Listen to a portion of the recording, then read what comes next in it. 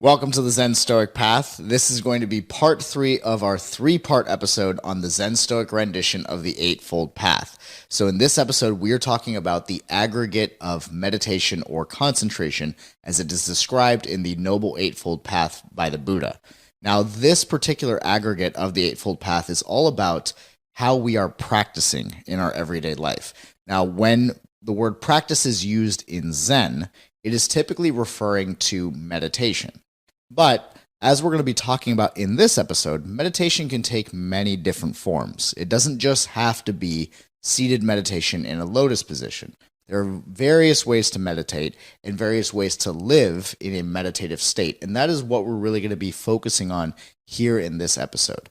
In the previous episode, we went through the aggregate of conduct and morality. So this was all about how do you act around other people? How do you act with yourself when it comes to your interaction with the world around you?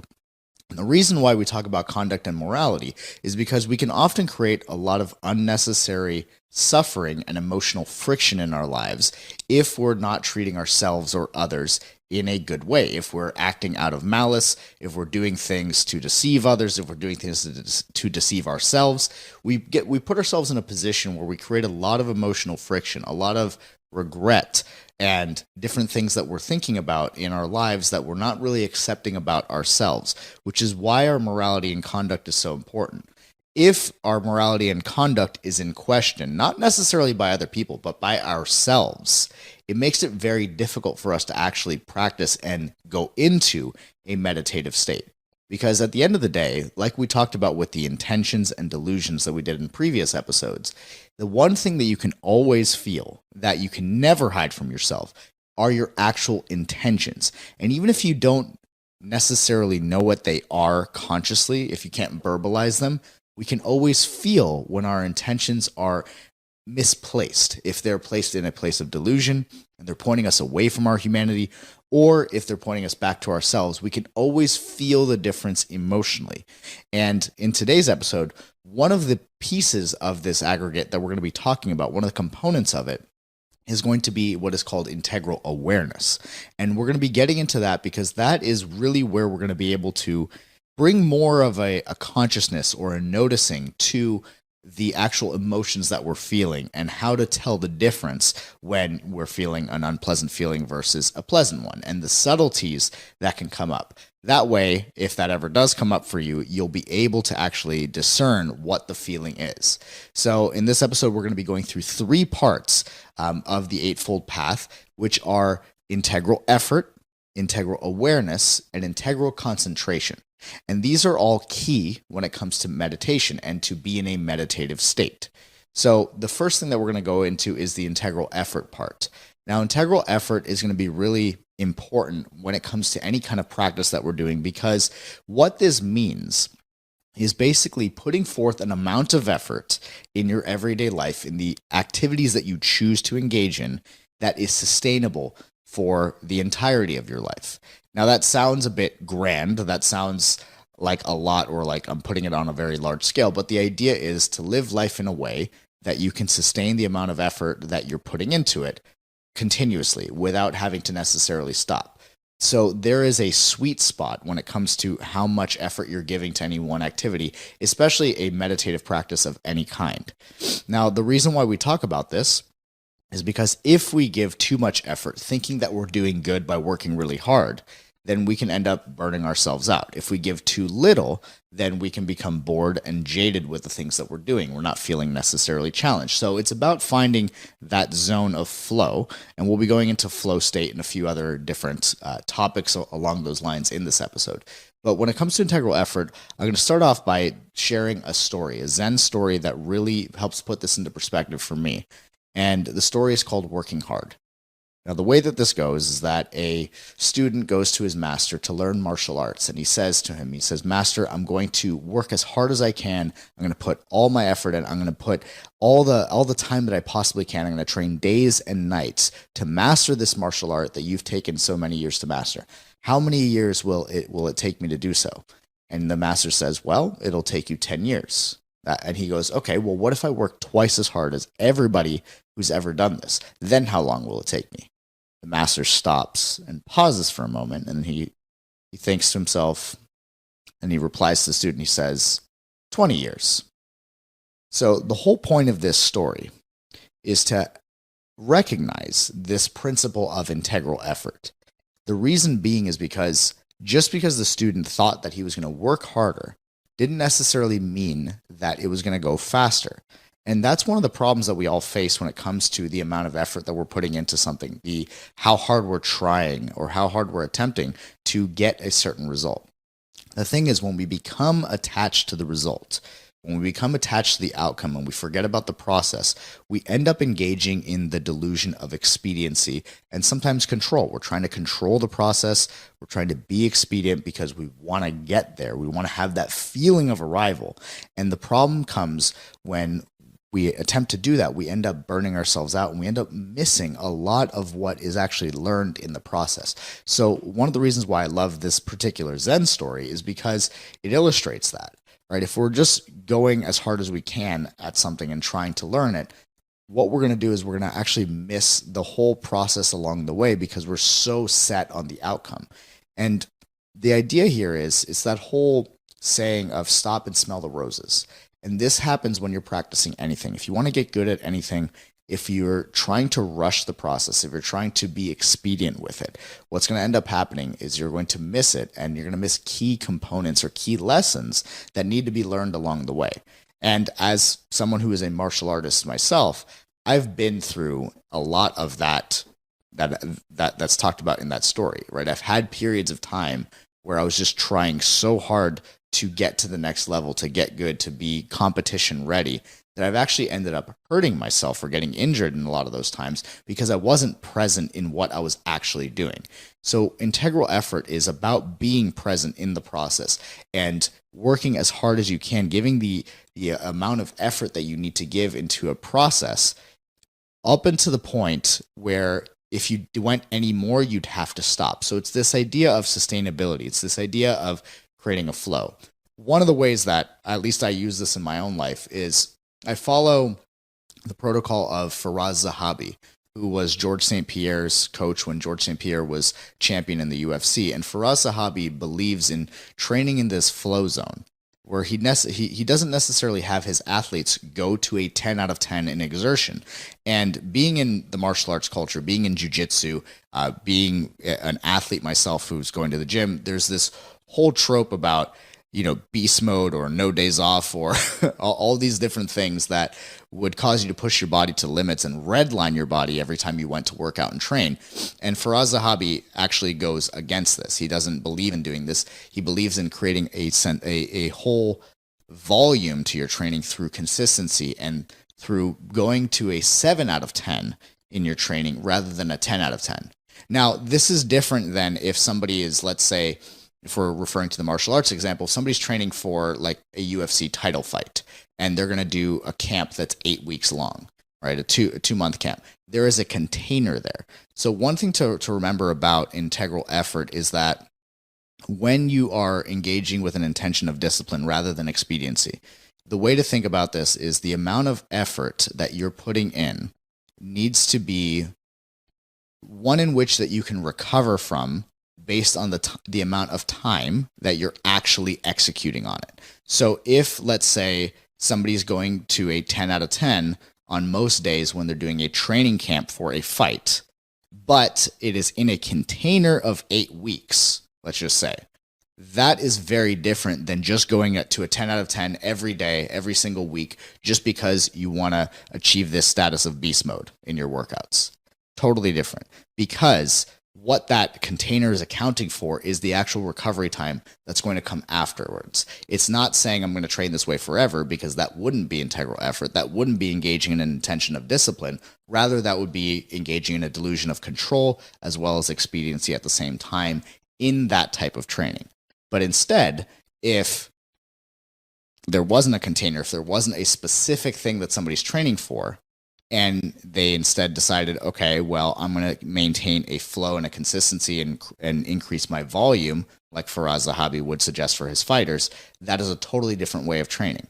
So again, a lot of this is not just based on the intensity that you bring, but what is the container of in which you're placing that intensity of training or of effort.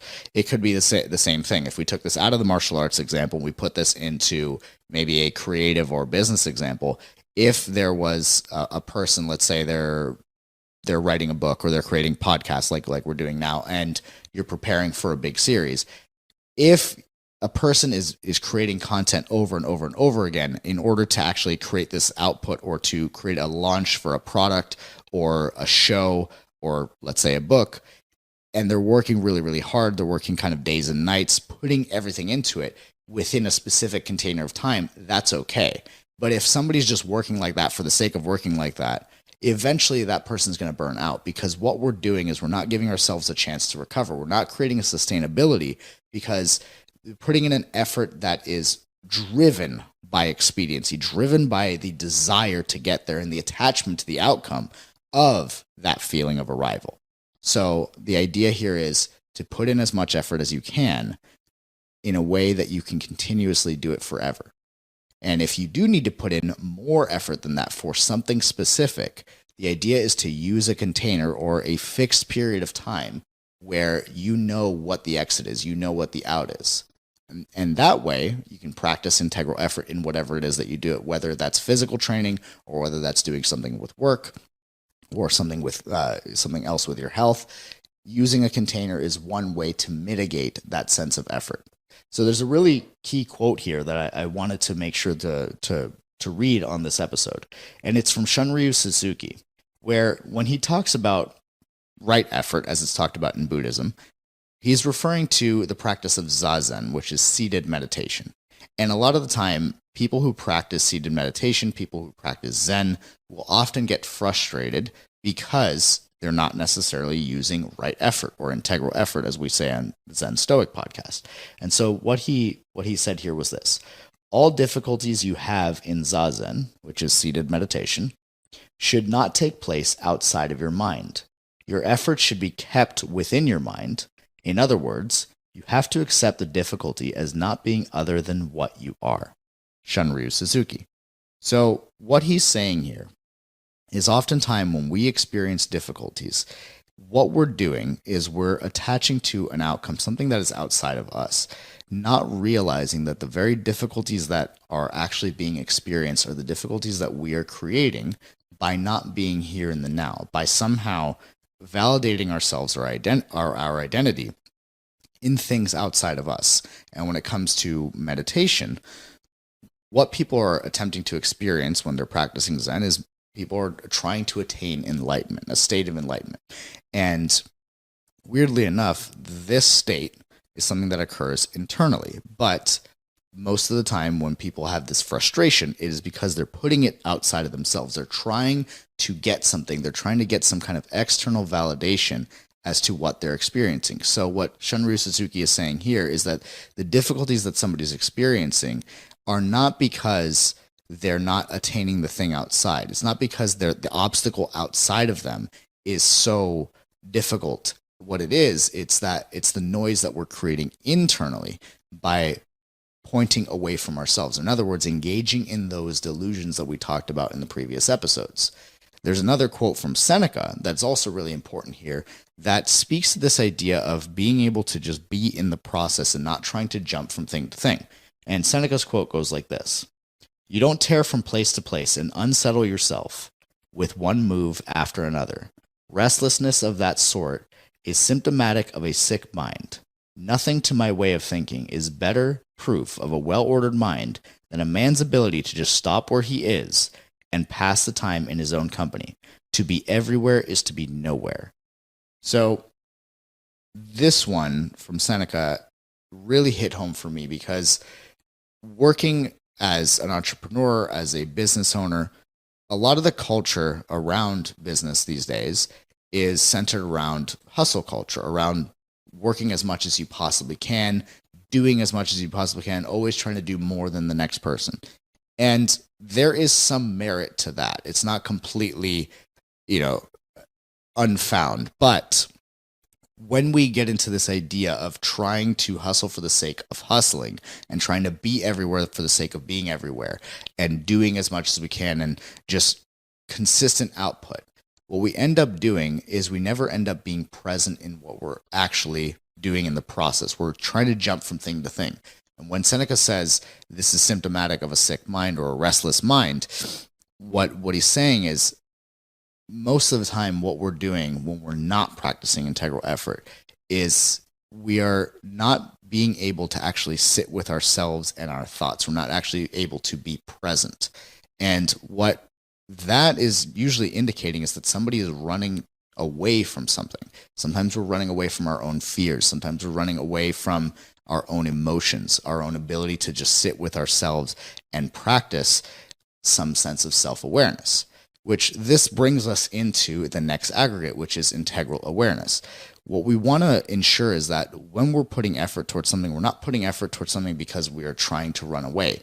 That would be an intention of expediency. That would be an intention to run away from the bad feeling and get to the thing that we perceive is going to give us that sense of comfort. So that moves us into integral awareness. Now, integral awareness, one thing that really needs to be talked about when we start going into this idea of self-awareness is to first begin with an understanding of the ego. The ego is something that is talked about a lot by many different spiritual teachers, many different coaches and gurus. Everybody has this different view of the ego, but what I've noticed is the one common denominator that people have when they're talking about the ego is they always seem to point to it as if it's this negative thing, as if it's this bad thing. So on this podcast, we've talked about the ego before and how it's actually much more neutral than people give it credit for, than it is bad. So we're going to start by defining the ego and exactly what it is.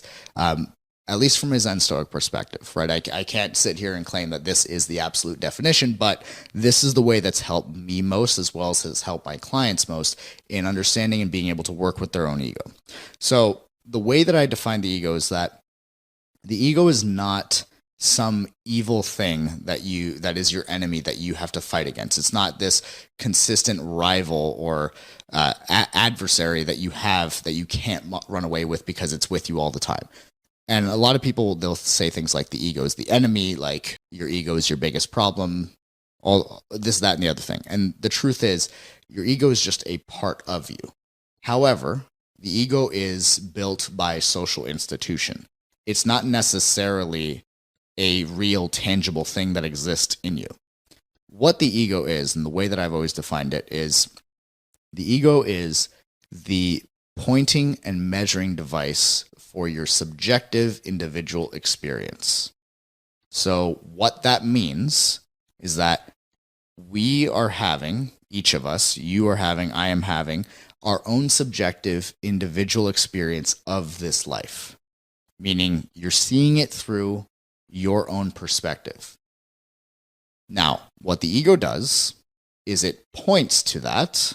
It says, here is the individual experience, here's the individual perspective that you have, and it measures the quality of it.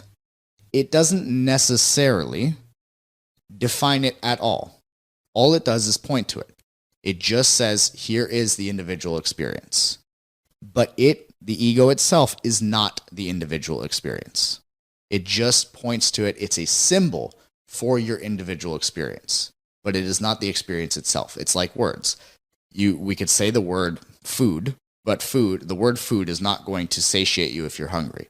It is just a symbol for the thing that will satiate you when you're hungry, which is the actual food itself. So the ego, very similarly, is just the symbol for our individual experience, but it is not our individual experience. It merely points and measures to it. And the ego has about as much existence. One example that I really like is Alan Watts' example of this, where he talks about how the ego exists as much as the equator on the earth exists.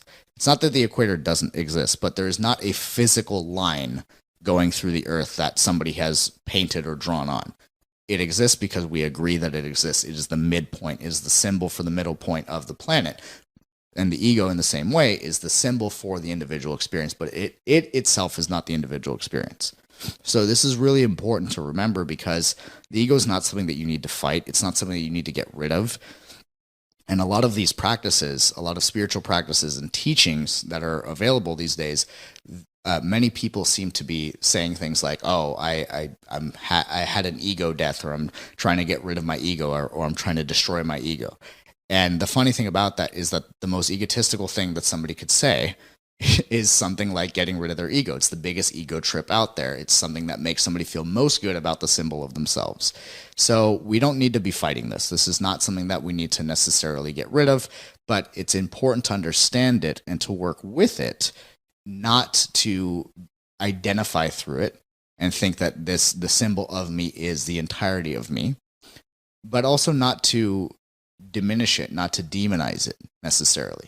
Right? The ego is very important to live. It's very important to function. It's how I know to bring this drink to my mouth versus to someone else's.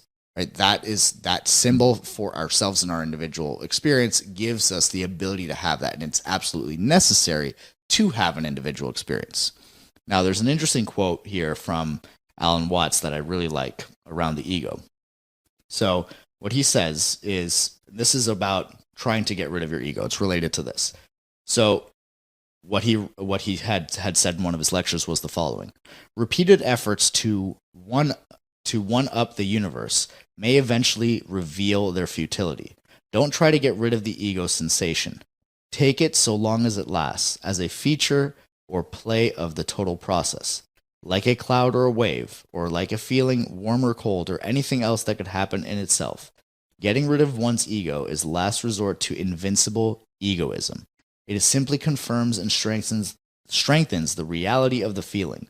But when this feeling of separateness is approached and accepted like any other sensation, it evaporates like the mirage that it is.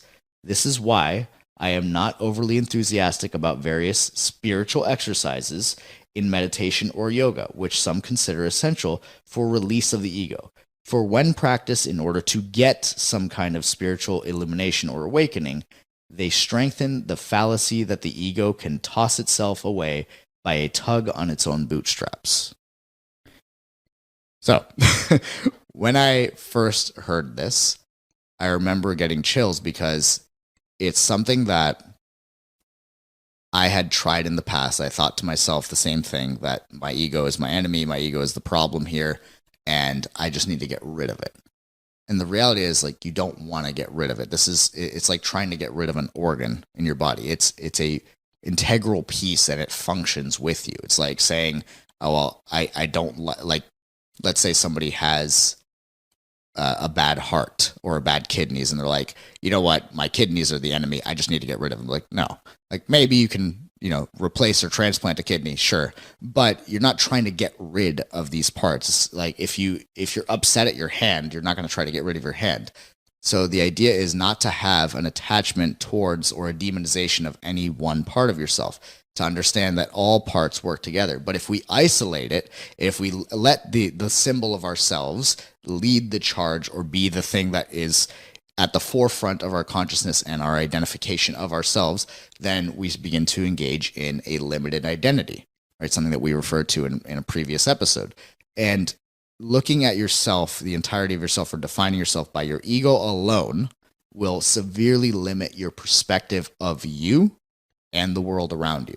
So the idea is to remember that the ego is not all of you. It simply points to you. It's a snapshot, a symbol for the current iteration of who you are today, and not in any way the entirety of the experience of your individual experience, but merely a specific angle, a snapshot of who you are right now at this current iteration in time.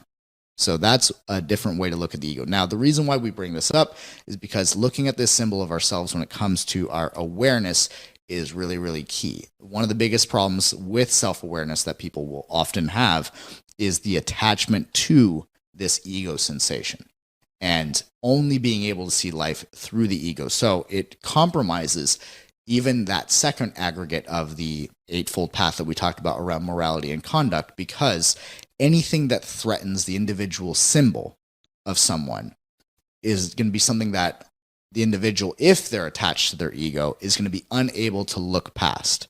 So it becomes very difficult to be sincere with others or ourselves when we are attached to this symbol of ourselves. it becomes very difficult to compassionately or empathetically listen to another person, especially if what they're saying possibly threatens the symbol that you have of yourself. So it makes it really difficult to listen. And one thing that at least I really put a lot of effort into practicing is this idea of when somebody is giving me feedback or somebody is giving me telling me something that I don't necessarily want to hear. What I will typically do is, for a moment, if I start to feel myself get triggered emotionally, I'll stop and I'll remove myself, like my perception of myself in that conversation, and I will just focus on listening to what that other person has to say. Obviously, I'm going to feel things when somebody else says something. If they say something that can be emotionally triggering or emotionally sensitive for me, the way that I'll look at that is like, that's just something that I need to deal with on my own. I need to reflect on that. But in no way is this person defining me with what they're saying. And instead of taking what they're saying personally, what I'm going to do is instead listen to what is actually happening. I'm responding to the now, responding to what's in front of me, rather than responding through the defense of the perception of myself. So it's not necessarily the easiest practice in the world. It's very easy to take things personally, especially when we're very wrapped up in our ego or individual symbol of ourselves. But as a practice, one thing that can be done is if you're getting feedback from somebody, if somebody's complaining to you about something, being able to stop and listen and appreciate what's coming at you is going to be a good step in not taking things personally, as well as having better interactions and conversations, being able to better listen to others. So again, not the easiest practice in the world, but definitely worth doing, right? Worth doing because it frees you from having to take things personally and whatnot. So going into another piece here, the thing that we're going to be discussing is emotional awareness when it comes to integral awareness. If we're going to be practicing a life in a meditative state or having a meditative practice in the way that we live our life, a big part of it is this sense of awareness. And emotional awareness is really, really key. You've noticed that if you're watching this podcast or you've been listening to this podcast, we talk a lot about emotions. And one thing that we always say is how emotions are not positive or negative, good or bad. They're simply pleasant or unpleasant. Emotions are. And sometimes they feel good and sometimes they don't. When they feel good, typically it carries with it a reinforcing energy of some kind. It's reinforcing what we're doing or telling us that, hey, keep doing this.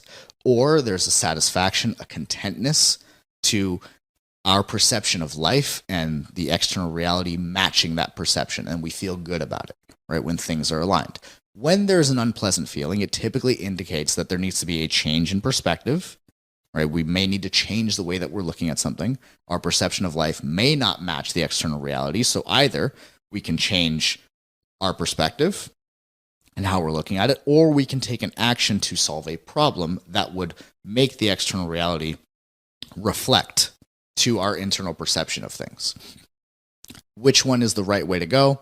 It depends on the actual situation. Sometimes in life, there are things that you cannot actually change. So just as an example, if a loved one passes away, there's not an action that you can take to bring them back to fulfill your perception that they shouldn't have passed away. So in that sense, a change in perspective would be required because, again, we want to keep in mind the dichotomy of control from Epictetus and keep in mind that there are certain things that we can control and certain things that we cannot. And if we want to take an action to change the reality, we need to make sure that that action is within our control and having that sense of discernment to be able to know that in that moment in time. So when we have that unpleasant feeling, let's use it as an indicator that either there needs to be a dialogue for a change in perception, or we need to come up with some kind of action and execute in order to solve the problem that has triggered this unpleasant emotion. That could be a conversation, or that could be some kind of a tangible action that we're doing in order to move ourselves from the problem into the solution. So emotional awareness, keep in mind the emotions are not good or bad, but they are simply pleasant or unpleasant. Now, one of the biggest problems that we have with emotions is that for the most part, we don't allow ourselves to feel emotions.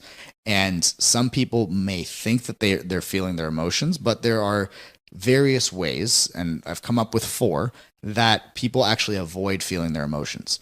So before I actually get into this, I'm going to jump to our next section just for a moment, because this is how I really learned this. So if you've been listening to this podcast for a while, you'll have remembered the episode that I made when I found out that I had a herniated disc and I had this back injury. Now, I've had chronic pain in my back since I was 11 years old. So it's been like almost 20 years of back pain throughout my life. So for as long as I can remember, I've had this pain in my back, and it's always been something that I carried with me that has bothered me time and time again. That's, come in waves, in and out, sometimes very severe, sometimes very mild, but always lingering there. Now, physical pain is a really interesting thing. It is at least what I've come to realize, that physical pain is actually a great teacher. And I had this pain in my back, and I had always wondered what it was, right? I had done a lot of exercising, massage, physical therapy, stretching, everything like that, and it would never go away. So chronic pain, interestingly enough, according to Tad James, who he'd passed away recently, but he was the creator of timeline therapy and timeline techniques. Tad James talked about this, and timeline therapy and timeline techniques are something that are part of the structure of the liberation session I do with people when I help them to accomplish a lifetime of therapy in a day. And one of the things that Tad James talks about is chronic pain. And chronic pain is really interesting because what he had said about it is that chronic pain that lasts more than 8 weeks is often emotional. It's not physical. And the reason being is because the body knows how to heal itself, provided that there's nothing in the way, and the body will do its thing. However, if the body decides to hold on to pain, chronic pain is really and truly chronic dissociation of emotion. It's something that we never let ourselves actually feel, which is the reason why we continue to experience pain. So instead of feeling the emotion that we've judged, that we've demonized, that we've said is so bad, what we do instead is we hold tension in specific parts of our body. Now, for me, it was in the L5-S1 disc on my left side. Now, what's really interesting about this is that before I was able to alleviate my chronic pain, I had been doing a bunch of exercises, a bunch of stretches every single day. I'd changed my whole workout routine. Like everything the way I operated my entire day completely got transformed and changed when I got the news of this. It was a hit on my identity because I was somebody who trained twice a day. I was always going beast mode, like I had referenced earlier. I was redlining my body, and I wore that as a badge of honor. And when I got this herniated disc, it kind of turned all of that upside down because I was in pain all the time at like an 8 or a 9 almost every day in my lower back. And this went on for about a year. Some parts more intense than others. But point is, I had this pain, and all the back pain in general started when I was 11, but I had it, at this point in my life, maybe this was probably like 6 or 7 months ago, where it was like really, really bad. And when I had this pain, I remember talking to a friend, and she was telling me about this idea of where we hold certain emotions in our body. And when I told her L5-S1, she had said to me, she said, "Oh, that's interesting. I read something recently that L5-S1 is unexpressed anger, or it's linked to unexpressed anger." So I thought this was really interesting, especially weighing it against what I had learned from Tad James and the NLP and timeline therapy techniques. And when I thought about chronic pain is chronic dissociation from emotion. So I thought, what am I dissociating from? What emotion am I actually not allowing myself to feel? And when she had mentioned that, I'm like, well, what anger have I not allowed myself to feel? And what was really interesting is that when I began to meditate on this, out of nowhere, it hit me. I realized where that anger was coming from. And for the first time, I actually felt the emotion that I hadn't let myself feel.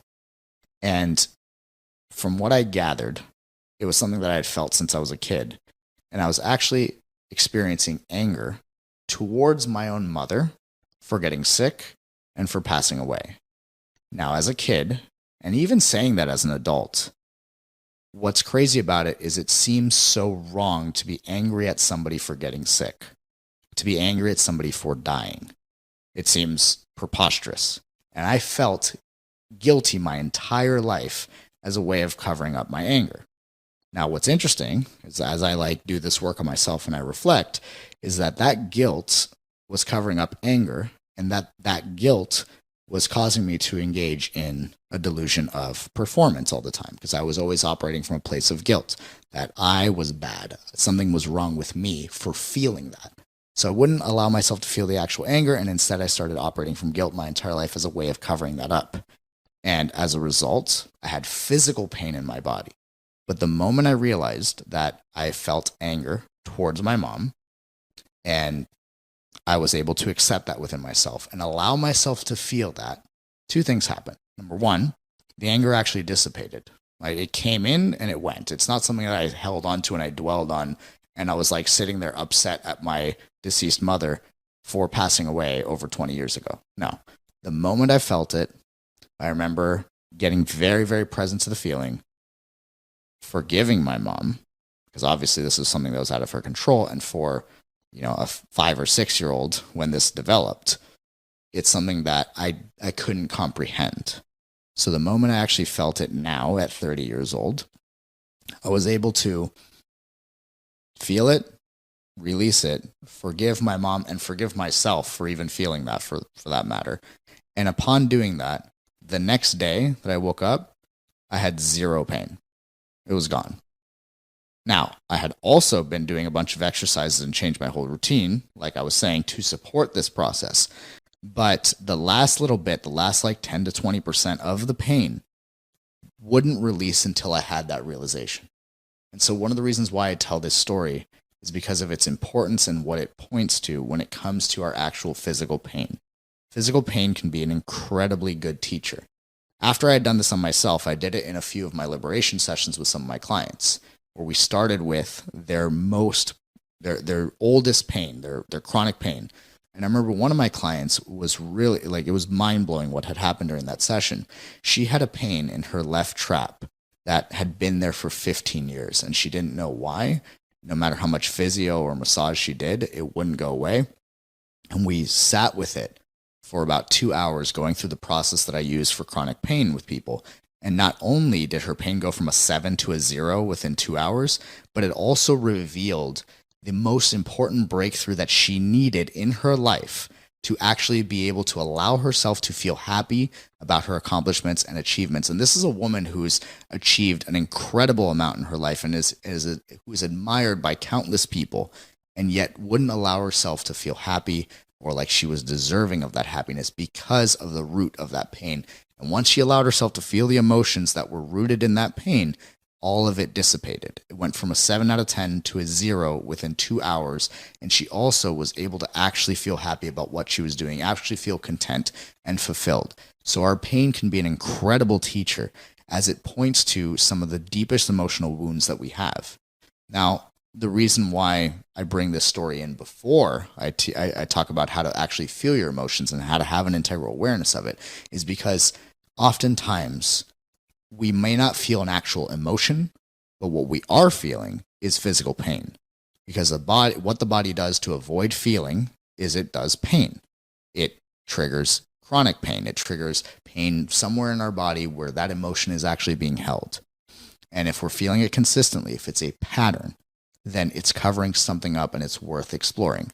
So the way that we typically will avoid pain is in the following 4 ways.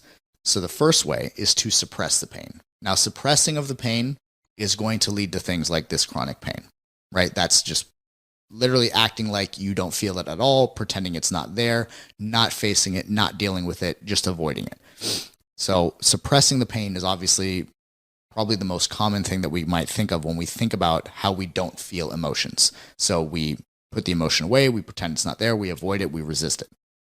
Now, when we do that, when we resist emotions, they persist. Because again, if you remember in previous episodes, emotions are attempting to signal something. Once they've signaled what they need to signal, they no longer need to have a purpose. They don't need to be there anymore. So if we don't receive the signal that the emotion is trying to give us, it'll keep going. And emotions are timeless, meaning that even if something happened 30 years ago that you didn't allow yourself to feel, what's going to end up happening is it's going to keep coming back over and over and over again, no matter how much time has passed, because the emotions have no frame of reference when it comes to time. If they could talk, all they know is that they're trying to tell you something and you haven't received it. And so they'll keep coming back. So when we resist it, the emotions will keep coming back. And if we resist it enough, then it might come up as pain. It might come up as disease. It might come up as some kind of a chronic condition or recurring dreams or nightmares. So facing our emotions are really, really important, and not resisting them so that they don't continuously come up and cause all these other problems in our life.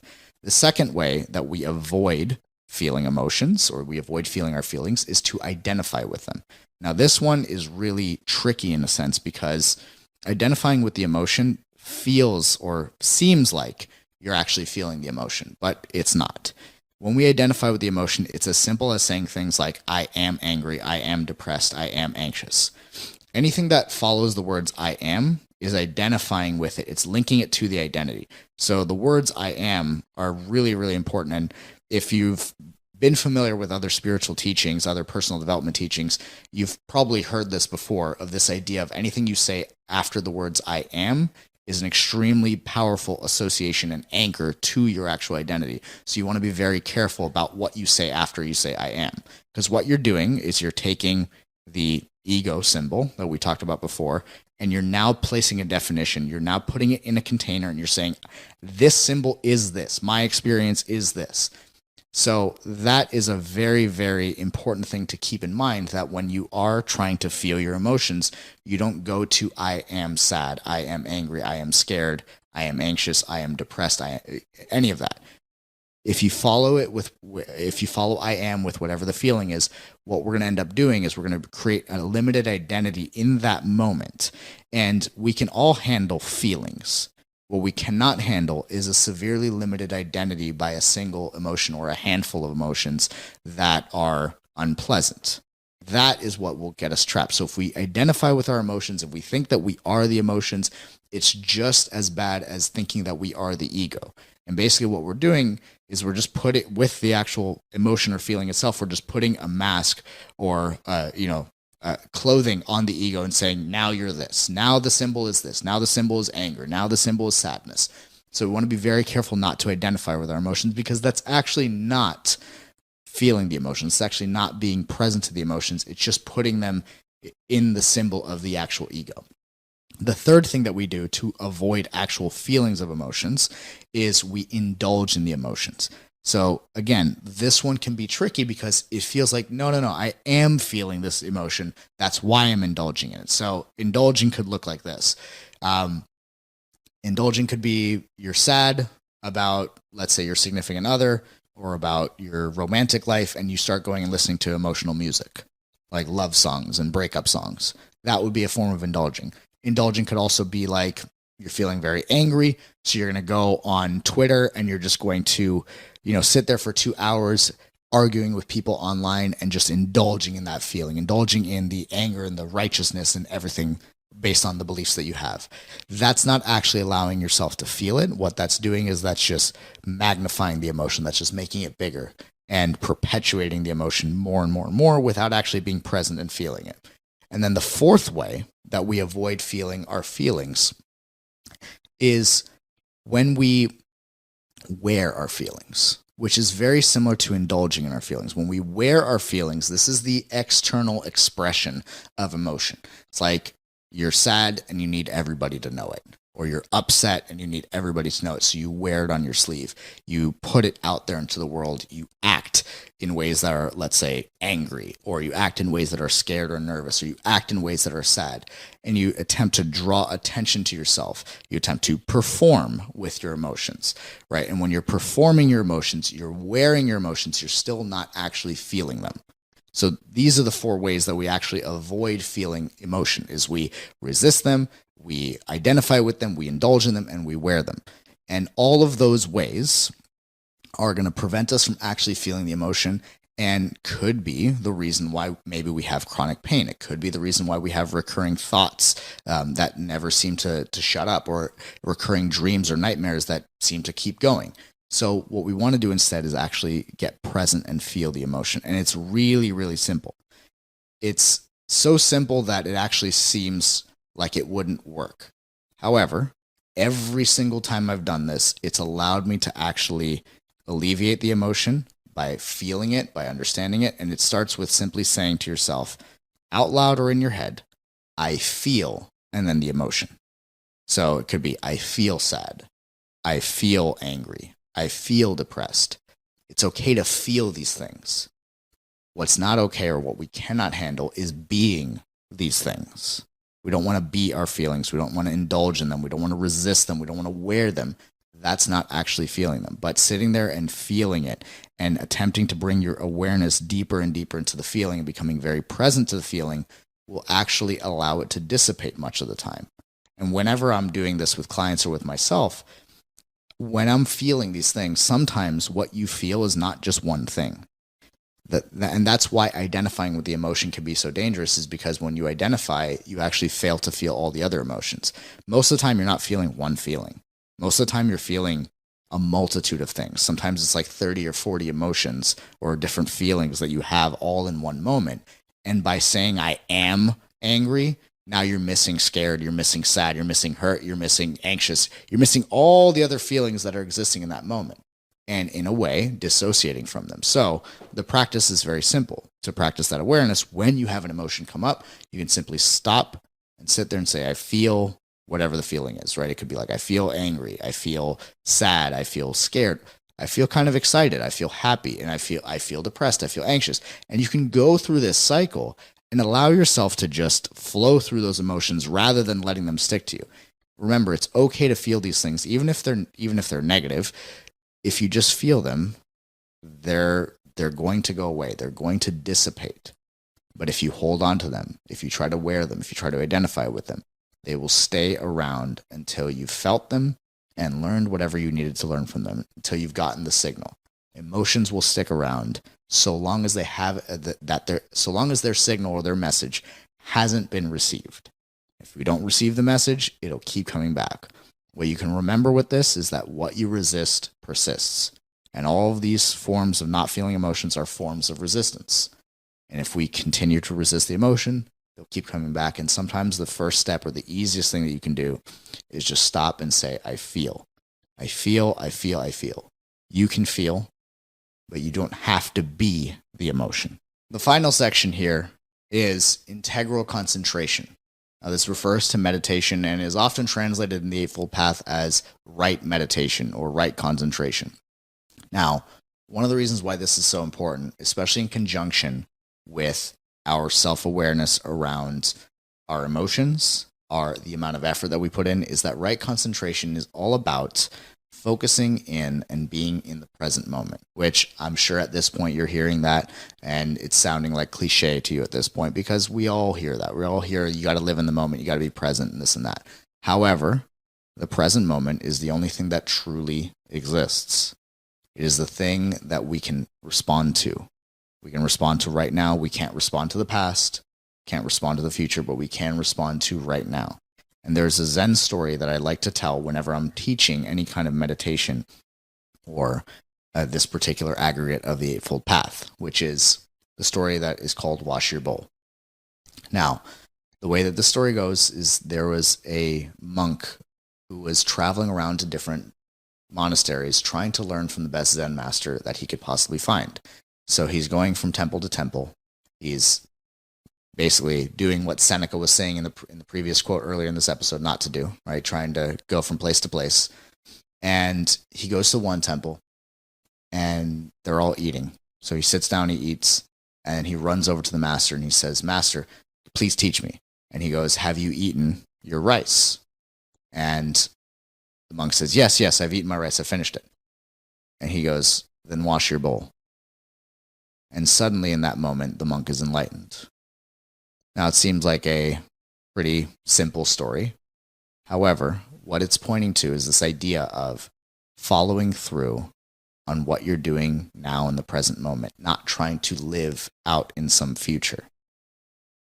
The reason why this is important is because if we're going to concentrate and focus, a big part of it is living a life of sincerity. If we're living a life of sincerity, if we're moving with that sense of sincerity and not necessarily doing what we think we're supposed to do, as we have alluded to in a previous episode here, it's going to be much easier to actually focus on one thing at a time, to be in the moment, to do what you're doing. And in that story, what's important about it is the monk had not necessarily finished the process of eating, right? He had eaten, but he hadn't finished the process of eating and washing the bowl, which is something that the monks would do every time that they ate.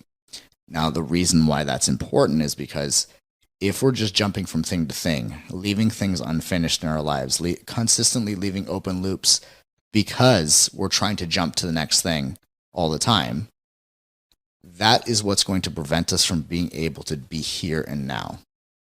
Is we're being expedient, we're trying to jump from thing to thing, we're not practicing a meditative state.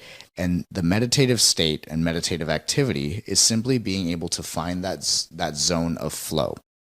And that zone of flow comes with a few things. Number one is it comes with doing something that you genuinely want to be doing. If we're doing things that we're doing out of obligation, it's going to greatly diminish our ability to actually concentrate. And what it's going to tempt us to is saying, well, I'm doing this out of obligation because it's going to get me this thing. And then you insert the outcome, the attached outcome there. And when we get into that habit, we start to lose the process. We start to violate our integral effort. We start to dissociate and resist our emotions because they're just in the way. And again, if we're feeling unpleasant feelings when we're doing something that we feel obligated to do rather than something we sincerely feel to do, it's probably signaling us that maybe this is not something we should be doing for ourselves from a genuine perspective. Now, of course, that's a very vague and general way to say it. Obviously, there are responsibilities in life that we don't always like, but are very important because other people are involved.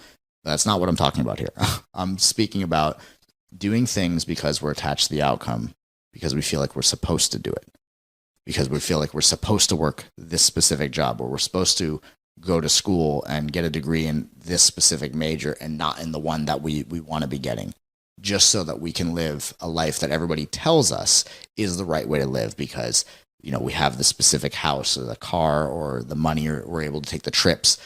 That way of life is not a meditative state. That's going to make us keep jumping from place to place without actually focusing on what's truly important in our lives.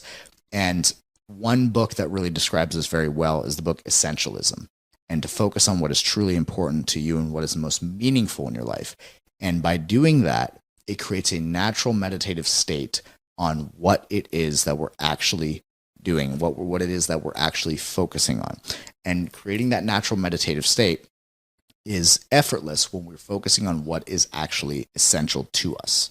If we're focusing on things that are not genuinely essential to us, but instead something that we feel like we're supposed to like or we're supposed to strive for, then we're always going to meet with distraction and not be able to have a meditative or present state on what it is that we're trying to create in our lives. So, with that being said, the easiest way to actually practice integral concentration is to first and foremost check in with your intentions and ensure to yourself that they are sincere, that you want to do the thing that you're about to do or say the thing that you're about to say simply because you want to and for no other reason. You can bring in justifications and all that afterwards, but if the first reason is not just because I want to do this, because this is what I want to do with my time here, then we're always going to meet with distraction. We're going to meet with complications. We're going to meet with things that seem to be in our way. And it's going to be very, very tempting to resist our emotions, to not allow ourselves to feel them. And when we don't feel them, we create all kinds of emotional friction, and we create unnecessary and excessive suffering for ourselves by not having that awareness. So when we think about this aggregate of integral meditation or concentration, we want to think about having the integral effort, right? Going the speed that we can sustain, going the intensity that we can sustain forever. And if we do need to increase that intensity, to be sure to do it within a container, within something that we can exit, within something that is concentrated for something specific, and then letting it go and going back into a flow. We also want to keep in mind that integral awareness, to be paying attention to what we feel, paying attention to our pains, to the thoughts that keep reoccurring, to the things that we seem to chronically experience, because within those contain some of the most important lessons that we need in our lives. And finally, to have that integral concentration of being able to focus on one thing at a time and to follow through, to finish whatever it is that we're doing, not worrying about the next thing or not trying to jump from thing to thing. So, hope you enjoyed this episode. If you liked it, please like and subscribe, and we look forward to seeing you on the next episode of the Zen Stoic Path.